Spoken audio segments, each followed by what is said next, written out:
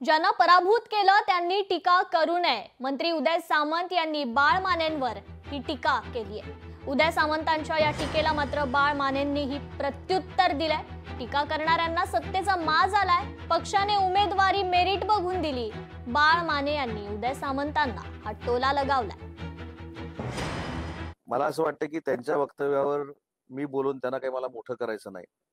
त्यांना रत्नागिरीतली जनता काय आहे, किती सुज्ञ आहे हे 4 वेळा कळलेलं आहे. सारखं सारखं उदय सामंतला खड्ड्यात घालणार आहे, उदय सामंतला खड्ड्यात घालणार आहे. व ज्या रत्नागिरीच्या मतदारांनी त्यांना 4 वेळा पराभूत करून पॅक करून टाकले, त्यांनी माझ्यावर टीका करण्याची आवश्यकता नाही. आणि म्हणून मी माझ्या पदाधिकाऱ्यांना सांगितलं की कोणावर टीका करायची, जो आपल्या तोडीचा असतो, जो आपल्या बरोबर लढायला सक्षम असतो, जो आपल्याबरोबर कधीतरी जिंकलेला असतो, अशा बरोबर लढण्यामध्ये मजा आहे.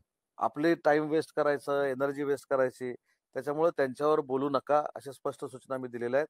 ते जेवढं बोलतील तेवढी आपली मतं वाढतील हे देखील त्यांना सांगितलेलं आहे. आणि शेवटी काही लोक डिप्रेशन मधनं बोलत असतात, त्यांना बोलू दे. पालकमंत्र्यांची अशी काही वक्तव्य मी ऐकली आहेत, म्हणून मी म्हटलं होतं त्यांना सत्तेचा माज आणि पैशाचा गर्व आलेला आहे.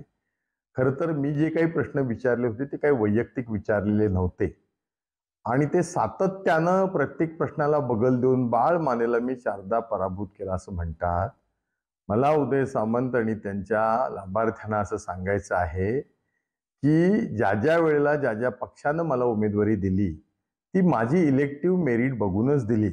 आणि हे जनतेनं सांगितलंय. तुमच्या एवढ्या सगळ्या शक्तीच्या बलाढ्य सगळ्या जोरावर सुद्धा रत्नागिरीला 72,000 लोकांनी ऑर्गॅनिक मतं दिलीत. तुम्हाला घाम फुटला होता, तुमचे कार्यकर्ते हे मान्य करतायत. आणि त्यामुळे उगाच काहीतरी माज करू नका. लोकशाही मराठी ऐका, पहा, जागरूक रहा.